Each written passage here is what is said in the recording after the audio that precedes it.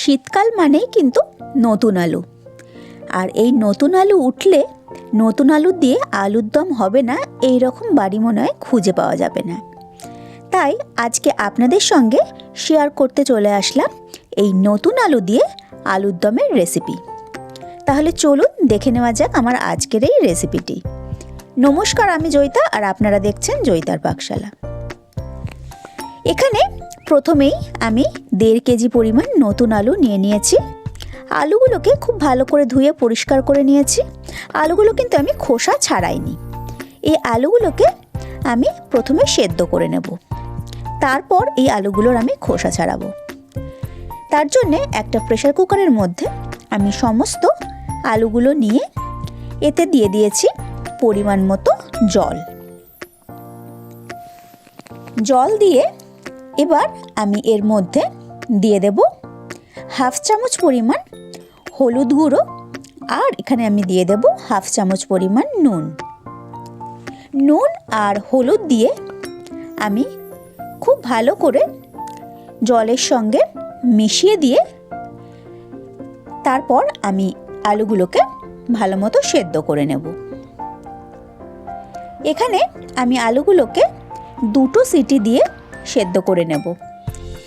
আমার এখানে আলুগুলো এমনভাবেই সেদ্ধ করতে হবে যাতে আলুগুলো একদম প্রপার সেদ্ধ হয়ে যায় আর একটুও যেন ভেঙে বা গলে না যায়।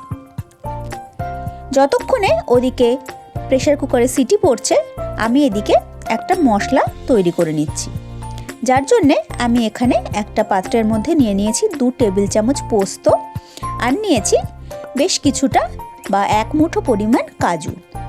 এই কাজু আর পোস্তগুলোকে আমি কিছুটা গরম জল দিয়ে ভিজিয়ে মিনিট 10 রেখে দেব। তারপর আমি এটার একটা মিহি পেস্ট বানিয়ে নেব। এদিকে দেখুন 2 সিটি পড়ে গেছে, আমি গ্যাসের ফ্লেমটা বন্ধ করে দিয়েছি। এখনও কিন্তু প্রেসার কুকারের সিটিটা পুরোপুরি বসে যায়নি, সেই জন্যে আমি কিন্তু সিটিটা বার করে নিচ্ছি। কারণ যদি সিটিটা বসে যায়, আলুগুলো যদি গলে যায়, সেই জন্যে কিন্তু আমি সিটিটা খুলে নিয়ে তারপর প্রেসার কুকারের ঢাকনাটা খুলে নিয়েছি। আমি এখানে প্রেসার কুকারের ঢাকনাটা খুলে একটু চেক করে দেখে নিচ্ছি আলুগুলো প্রপার সেদ্ধ হয়েছে নাকি। একটা কাঁটা চামচ ফুটিয়ে আমি দেখে নিলাম আলুগুলো কিন্তু একদম সুন্দরভাবে সেদ্ধ হয়ে গেছে। এবার একটা ঝুড়ির মধ্যে আমি আলুগুলোর জলটা ছেঁকে নিয়েছি। একটু ঠান্ডা করে নিয়ে এবার আমি আলুগুলোর খোসা ছাড়িয়ে নিচ্ছি। সমস্ত আলুগুলো দেখুন ছাড়ানো হয়ে গেছে। এবার রান্নাটা শুরু করব। তার জন্যে গ্যাসে একটা কড়াই বসিয়ে কড়াইটাকে খুব ভালো মতো গরম করে নিয়েছি। তারপর এতে দিয়ে দিয়েছি আমি সর্ষের তেল। তেলটাকেও কিন্তু আমি খুব ভালো করে গরম করে নিয়েছি। এবার ওই তেলের মধ্যে আমি দিয়ে দিয়েছি 1/2 চামচ নুন আর 1/2 চামচ দিয়েছি হলুদ গুঁড়ো। নুন আর হলুদ গুঁড়ো দিয়ে তেলটাকে ভালো মতো মিশিয়ে নিয়ে এবার খোসা ছাড়িয়ে নেওয়া আলুগুলোকে আমি তেলের মধ্যে দিয়ে দিয়েছি। তেলের মধ্যে দিয়ে 5 থেকে 6 মিনিট সময় ধরে আলুগুলোকে আমি খুব ভালোভাবে ভেজে নিচ্ছি, যাতে আলুগুলো ভাজতে ভাজতে লাল লাল একটা গায়ে স্পট চলে আসে। একটু সময় নিয়ে আলুগুলোকে ভেজে নিতে হবে। দেখুন আলুগুলোর গায়ে কিন্তু অলরেডি লাল লাল একটা স্পট আসতে শুরু করে দিয়েছে। আমি এই রকমভাবে আরও কিছুক্ষণ খুব ভালো করে আলুগুলোকে ভেজে নিয়ে তারপর তেলটা ঝরিয়ে আমি আলুগুলোকে একটা পাত্রের মধ্যে তুলে নিচ্ছি।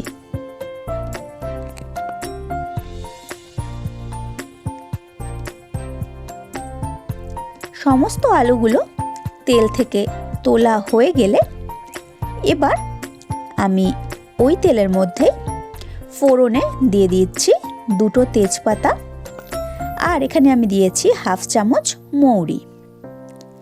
মৌরি আর তেজপাতা দিয়ে তারপর আমি এর মধ্যে দিয়েছি একটা বড় এলাচ, 3-4 টুকরো দারচিনি, 2 শুকনো লঙ্কা। সমস্ত কিছুকে 5-7 সেকেন্ড একটু নাড়াচাড়া করে নিয়ে এবার আমি এখানে দিয়ে দিয়েছি পেঁয়াজ কুচি। এখানে আমি 1.5টা বড় সাইজের পেঁয়াজ একদম মিহি করে কুচিয়ে নিয়েছিলাম। সেই পেঁয়াজ কুচিটা দিয়ে আমি মিনিট 2 খুব ভালো করে পেঁয়াজটাকে ভেজে নিচ্ছি, যতক্ষণ না পেঁয়াজটা একটু ট্রান্সপারেন্ট হয়ে আসে। পেঁয়াজটা ট্রান্সপারেন্ট হয়ে গেলে এবার এর মধ্যে আমি দিয়ে দিয়েছি আদা, রসুন আর কাঁচা লঙ্কা বাটা। গ্যাসের ফ্লেমটা একদম কম করে দিয়ে আমি খুব ভালো করে মশলাটাকে কষিয়ে নিচ্ছি, যাতে আদা রসুনের কাঁচা গন্ধটা একদমই চলে যায়। এবার এখানে আমি দিয়ে দিয়েছি একটা মিডিয়াম সাইজের টমেটোটাকে আমি ছোট করে কেটে নিয়েছি। টমেটোটাকে দিয়েও আমি মশলাটাকে ভালো করে কষিয়ে নেব। টমেটোর ওপরে আমি দিয়ে দিয়েছি 1/2 চামচ পরিমাণ নুন দিয়ে টমেটোটাকে কষালে কিন্তু টমেটো খুব তাড়াতাড়ি গলে যায়। খুব ভালো করে একদম লো ফ্লেমে একটু সময় নিয়ে আমি সমস্ত মশলাটাকে কষিয়ে নিচ্ছি।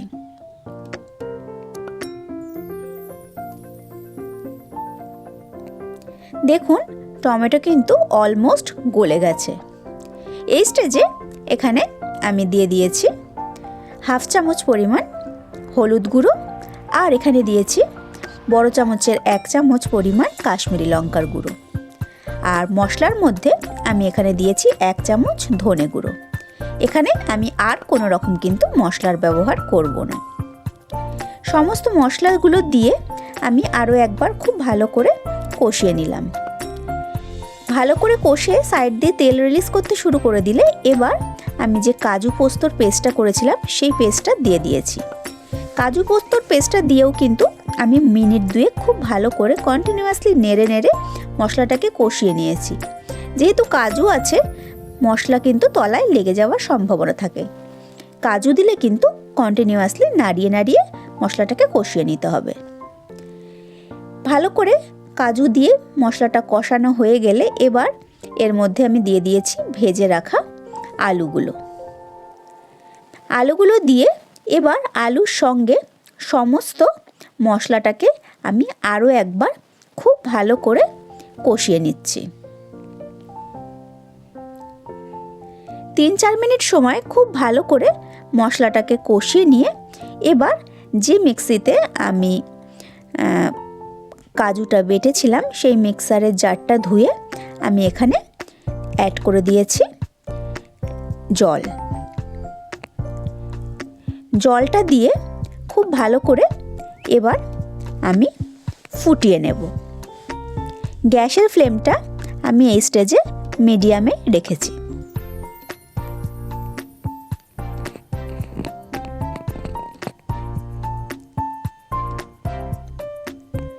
ভালো করে 3-4 মিনিট সময় টকবক করে আমি কিন্তু ঝোলটাকে ফুটিয়ে নিয়েছি। খুব ভালো করে ঝোলটা ফুটে গেলে এবার আমি ওপরে দিয়ে দিয়েছি 1 মুঠো ফ্রেশ ধনেপাতা। ধনেপাতাটা খুব ভালো করে আলুর দমের সঙ্গে মিশিয়ে নিয়েছি। এবার আমি গ্যাসের ফ্লেমটাকে বন্ধ করে দিচ্ছি। গ্যাসের ফ্লেমটা বন্ধ করে দিয়ে একটা ঢাকা চাপা দিয়ে 10 মিনিট স্ট্যান্ডিং টাইমে রেখেছিলাম। তারপর এই গরম গরম আলুর দম আমি সার্ভ করে দিয়েছি। তাহলে আজকের আমার এই আলুর দমের রেসিপি আপনাদের কেমন লাগলো অবশ্যই কমেন্ট করে জানাবেন। আমি আবার হাজির হয়ে যাব কোনো নতুন রেসিপি নিয়ে। ধন্যবাদ।